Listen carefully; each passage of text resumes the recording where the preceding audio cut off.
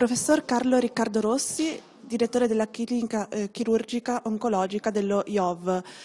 Oggi un convegno sul melanoma, una patologia quanto diffusa qui in Veneto?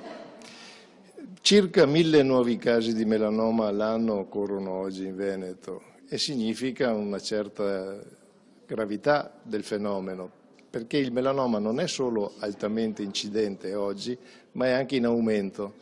Aumenta di circa il 5% all'anno, quindi il fenomeno diventa di rilevanza sociale, anche perché il melanoma colpisce soprattutto al di sotto dei 50 anni.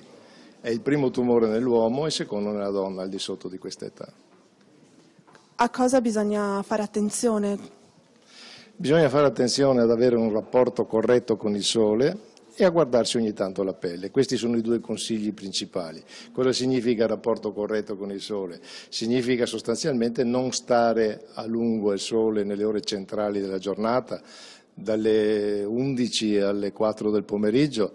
Non è che non si deve stare al sole, ci si deve stare ma proteggendosi con una crema.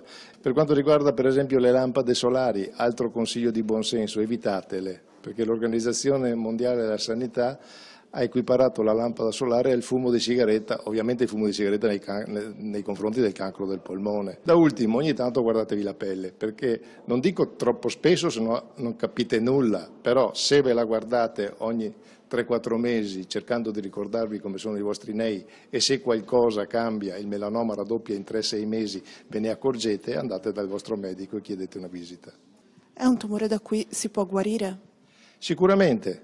L'80-85% delle persone colpite da melanoma guariscono oggi e questo grazie alla diagnosi precoce da un lato, che tutto sommato nella nostra regione funziona abbastanza, ma anche ai nuovi trattamenti e in particolare mi riferisco ai nuovi farmaci che sono usciti recentemente e che danno una speranza anche ai pazienti con le metastasi. E oggi appunto questo è l'argomento clou di questo convegno che si sta tenendo al San Gaetano.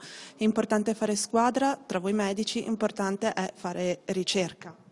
Sì, quella che è innovativo che riguarda questo convegno è proprio l'aspetto che riguarda la ricerca indipendente, cioè quella ricerca che non ha profitto, quella ricerca che non è come quella industriale che porta alla vendita dei farmaci.